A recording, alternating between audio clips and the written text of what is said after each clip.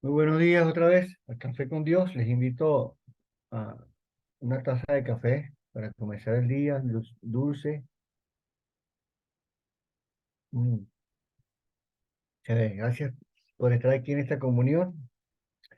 Este, Hoy corresponde el capítulo 21 de Deuteronomio. Aquí varias cosas, hay 5 cosas aquí quizás que yo puedo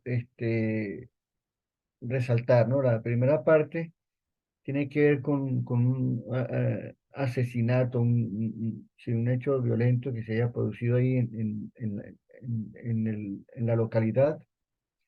Luego las mujeres esclavas como elemento de botín, los derechos del primogénito, el hijo rebelde y por último, y quería resaltar aquí el ministerio, ¿no? De los levitas. Comenzando con el capítulo, con el versículo 1 dice, sin en algún campo de la tierra que el Señor tu Dios te da en posesión, se halla un muerto y no se sabe quién pudo haberlo matado, tus ancianos y tus jueces irán y medirán la distancia que haya entre el cuerpo y las ciudades vecinas. Entonces los ancianos de la ciudad más cercana al muerto tomarán una becerra, la cual nunca haya sido hecha trabajar, ni le haya puesto yugo, la llevarán a algún valle que no se haya arado ni plantado, y donde haya un arroyo de aguas continuas, y allí me le romperán el cuello, ¿no? Le desnucarán. Los sacerdotes y levitas pasarán para cumplir la tarea, porque el Señor su Dios los escogió para pronunciar las bendiciones en su nombre y para administrar y decidir todos los asuntos y disputas de asalto. Bueno, lo que quiero resaltar aquí, o lo que el texto resalta aquí, es un asesinato. No es un homicidio, no es algo ligero que pasa. Lamentablemente, muchas de nuestras ciudades se han vuelto muy violentas y un asesinato, un hecho delictivo, es algo más. Ya en algunas partes llegó a ser normal. Este, no hace muchos años, no hace mucho, ahorita no se sabe porque no hay datos oficiales, ¿no? Pero Caracas por varios años fue la ciudad más violenta del mundo. Y era normal que cada año estaba entre 3.500 y 4.000 personas muertas por violencia en un año. Entonces imagínense que por 10 años eso sucede. 10 años multiplicado por 3.600 serían 36.000. O sea, muchos de los pueblos que uno conoce, que tienen una población cercana, desaparecerían si hubieran sido homicidios. Entonces aquí Dios quizás incorpora, implanta en el corazón de la gente sensibilidad. Un homicidio, ok, murió y nadie no supo que lo mató, no, vamos a enterrarlo y listo. No, no, no. En los capítulos anteriores hablamos de las ciudades de refugio, cuando alguien mataba a alguien a otra persona, un hombre mataba a otra persona por accidente, sin querer. Entonces, había unas ciudades de refugio donde ellos podían permanecer para evitar la venganza, ¿no? Pero no, este no es el caso. Este no es el caso. Obviamente aquí no se trata de eso aquí. Entonces dice que los ancianos de la ciudad más cercana harán un sacrificio. Aunque no son responsables directamente, digo yo, una responsabilidad individual, ¿no? Lo mataron, yo no fui. Si yo no fui, pues no fui. Este, no había responsabilidad, digamos, individual, pero había como una responsabilidad colectiva. La tierra gime a una, se redimida, dice el libro de Romanos. O sea, la tierra sí es contaminada cuando se derrama sangre. En una sociedad, cuando hay un homicidio así, digo yo, bueno, vamos a quitar nuestra responsabilidad. Y por eso ofrecen este tipo de sacrificio allí, ¿ok? Enseñándonos de alguna manera que no podemos ser indiferentes ante la maldad. La maldad ocurre. Tenemos que ser sensibles y lamentarnos mucho cuando sucede estos tipos de delitos, ¿no? Y aquí lo interesante es que se toma dice ahí, una becerra inocente, ¿no? Como sustituto. Esto lo hablábamos cuando estábamos leyendo en Levítico, cuando había un sustituto, un animal sustituto. Y el sustituto, muchas veces dice, lo ofrecerás por el pecado del pueblo. Dice en Levítico, dice, y hará traer a Aarón un becerro que hará por expiación suya, y hará la reconciliación por sí y por su casa, y degollará en expiación un becerro, el becerro que es suyo. Luego también dice, después degollará el macho cabrío en expiación por el pecado del pueblo, y llevará la sangre detrás de aquel velo. Y luego hará de la sangre, como hizo con sangre del becerro, lo esparcirá por todo el propiciatorio, delante del propiciatorio. Hay un sacrificio que se hace en sustituto por otro. Y eso ocurre, eso es lo que trató de hacer de alguna manera Poncio Pilato. Cuando estaban acusando al Señor Jesús y estaban pidiendo que lo crucificaran, Pilato dijo, mira, yo me lavo las manos, allá ustedes con su responsabilidad. Eso es muy sencillo, me lavo las manos, aun cuando él mismo estaba inquieto por lo que estaba pasando, él no hallaba nada en Jesús para que fuera condenado a muerte. Su esposa le dijo, mira, he padecido mucho durante toda la noche por causa de ese justo, no tengas nada que ver con él.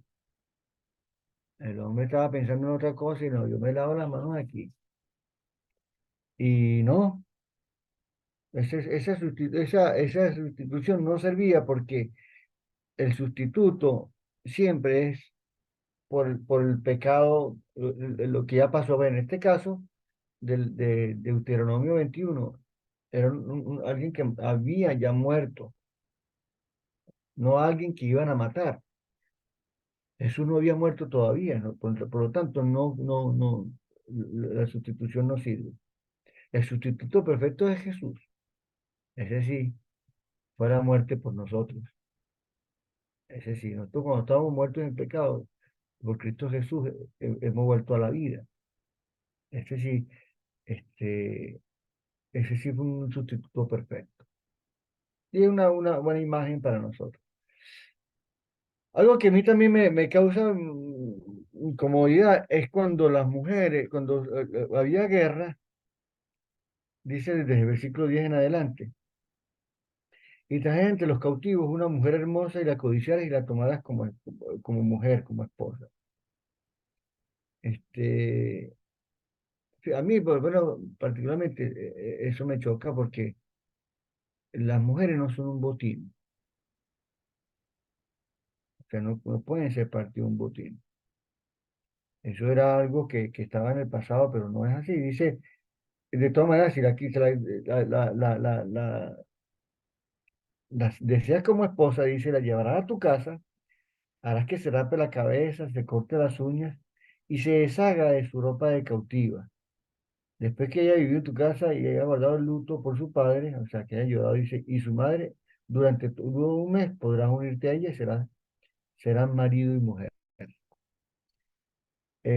Interesante esto, ¿no? O sea, le da un carácter. Ese cambio de vestido, el cambio hasta de look, pues, porque dice que la raparon, le cortan las uñas, es como romper con el pasado, ¿sí? Y lo que dice aquí es que se le deben dar los beneficios de esposa, ¿sí? Este, nada que ver. Entonces, ellos, y no la podía despachar como si nada, que dice después que si resulta que no es de tu agrado, la dejarás ir donde ella desee, pero no puedes venderla ni tratarla como esclavo porque ya la has humillado. Entonces, lamentablemente, así como ocurre lo de la violencia, está ocurriendo mucho eso de que las mujeres nada. La violencia de género, la violencia doméstica y sobre todo el menosprecio a la esposa. Dice, mira, si tú, tú no la puedes tratar y no la puedes tratar como si nada, ya la has humillado. Aunque fuera una mujer esclava, fíjate. Si una mujer esclava que fueron, que trajeron de ahí de una guerra, imagínate cómo será con la de libre elección, cuando fue una elección mutua, cuando fue una decisión mutua, menos todavía. Luego habla de los derechos del primogénito. Aquí hay otra cosa que también me incomoda porque parece que la bigamia fuera algo normal. Tampoco. Nunca la bigamia fue el propósito de Dios. Cuando Dios creó al hombre, dice, dejará padre y madre y se dará a su mujer, no a sus mujeres, a su mujer, una sola. Y luego todo el Nuevo Testamento habla de una esposa, marido de una sola mujer. O sea, eso no es solamente para el que va a ser anciano, todo el mundo, marido de una sola mujer, es lo que dice. Y fíjense que todos los casos donde más o menos se permitió por la cosa cultural o qué sé yo, hubo fracasos. De muchos, el mismo Abraham, el caso de Agar, Jacob, David, Salomón, cuando se involucraron en bigamia, poligamia, hubo mucho fracaso. Dios nunca la aprobó. Aunque reconoció su existencia, no fue aprobado por Dios, así nomás. Luego hay algo interesante, ¿no? Porque yo voy a empezar esta parte como con una pregunta, ¿no? En cuanto al hijo rebelde. En cuanto a la manera de disciplinar a un hijo, ¿cómo prefieres tú o quién prefieres tú que lo discipline? ¿Que lo disciplines tú mismo o los hombres o lo discipline Dios? Porque esto es interesante, es necesario que todos aprendamos que hay que disciplinar los hijos. Esto es algo que Dios ha mandado. Lamentablemente yo a veces he ido a predicar en algunos lugares donde me es imposible adorar por la irreverencia de las familias. Los hijos dando vueltas, gritando sin ningún control dentro del servicio. Entonces imagínate, si el domingo refleja lo que tú has hecho en la semana, ¿cómo sería la semana, amigo? Entonces la pregunta es, ¿quién quieres tú que discipline a tu hijo? ¿Quién sería el mejor? La mayoría diría, bueno, pues Dios, Dios es el santo, el puro. Déjame leer aquí esta parte para que veamos lo que la palabra de Dios dice. Dice aquí en el versículo 18, si un hombre tiene un hijo obstinado, rebelde, que no escucha a su padre, que no escucha a su madre, ni los obedece cuando lo disciplinan, su padre y su madre lo llevarán a la puerta de la ciudad y lo presentarán ante los ancianos. Y dirán los padres a los ancianos, este hijo nuestro es obstinado y rebelde, libertino, borracho, no nos obedece. Entonces todos los hombres de la ciudad lo apedrearán hasta matarlo. Y dice, así extirparás el mal que haya en medio de ti, y todo en Israel lo sabrán y tendrán temor. Mira, otra cosa bien interesante. Entonces, muchas cosas que suceden, los hechos anteriores, de la poligamia, de la, del asesinato, del tratamiento con la mujer, eso comienza en la educación primera, de iniciar en casa. ¿Sí? ¿Cómo quieres tú que tu hijo se discipline? Mira lo que dice Dios que hay que hacer, que hay que hacer. Imagínate que fuera así hoy. Muchos de nosotros hubiéramos muerto ya. Muchos de nosotros hubiéramos sido finados hace rato. ¿Ok? Uno más que otro, somos más rebeldes más que otros. ¿Ok? Pero imagínate tú, que porque no se hizo lo que había que hacerse, entonces hayan este tipo de desenlaces. Claro, no hay una sociedad que diga, no hay que matarlo por desobedientes, pero la sociedad cobra. Si tú no corriges a tu hijo en la casa, lo van a corregir en la calle, a la manera de los hombres, a la manera de la sociedad. Y tú no estarías dándole a la sociedad una materia prima de buena calidad. Es lo que está, lo que dice el Señor aquí, así disparás el mal delante del pueblo. Habían, a veces eso suena muy duro, ¿no? Porque uno piensa a veces, pues, ¿será que Dios era menos compasivo en el Antiguo Testamento que ahora? Cuando nosotros leemos en Romanos 13, dice que Dios estableció un gobierno para proteger a los que hacen el bien y para castigar a los que no lo hacen.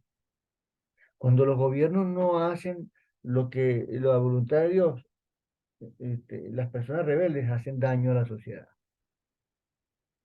Cuando la gente no hace lo justo con los hijos. Este, ahorita hay muchas corrientes de psicología que dicen, no, al niño no se le toca, no se le dice nada. Eso está en contraposición, está enfrentado a lo que es la voluntad de Dios. El padre sí tiene que corregir al hijo. La sociedad no se adapta a tu hijo debe adaptarse a la sociedad. ¿Ok? Punto. Y una cosa más que quería ya, porque me queda muy poco tiempo, bueno, ya no me queda tiempo, es que resaltar el versículo 5. Versículo 5 dice, entonces vendrán el sacerdote, los hijos de Leví, porque a ellos escogió Jehová tu Dios para que le sirvan, para bendecir en el nombre de Jehová, y por la palabra de ellos se decidirá toda disputa. Y quiero resaltar esta parte porque aquí dice que los levitas fueron escogidos. ¿Ok? En la nueva versión internacional dice, los sacerdotes levitas pasarán al frente para cumplir su tarea, porque el Señor tu Dios los eligió. Levita, sacerdote, predicador, anciano, padre, madre, profesor, líder. O sea, el Señor te escogió para una tarea. Aquí, aunque la cosa es espiritual, lo que se hace en favor de Dios, todo tiene un carácter espiritual. ¿Ok? Dice que pasarán al frente para pronunciar bendición, la bendición que Dios da. Si tú estás ahí, tú eres escogido, tú eres elegido de Dios. Nosotros somos sacerdotes de Dios. Y si tú eres papá, eres mamá, estás para proferir bendición. La bendición que Dios da para ministrar, para ayudar. Usted como madre, como padre, como guía, entiende esto. Dios te ha elegido, Dios te ha dado. ¿Ok? ¿Para qué? Para cumplir una tarea. Y la tarea dice, la primera cosa que dice, que me encanta, dice, para pronunciar bendiciones de Dios. Y luego dice, para ministrar y decidir en los casos de disputas allí. Entonces, tengamos esta conciencia. Dios nos ha escogido. Dios, tú eres elegido por Dios para bendición.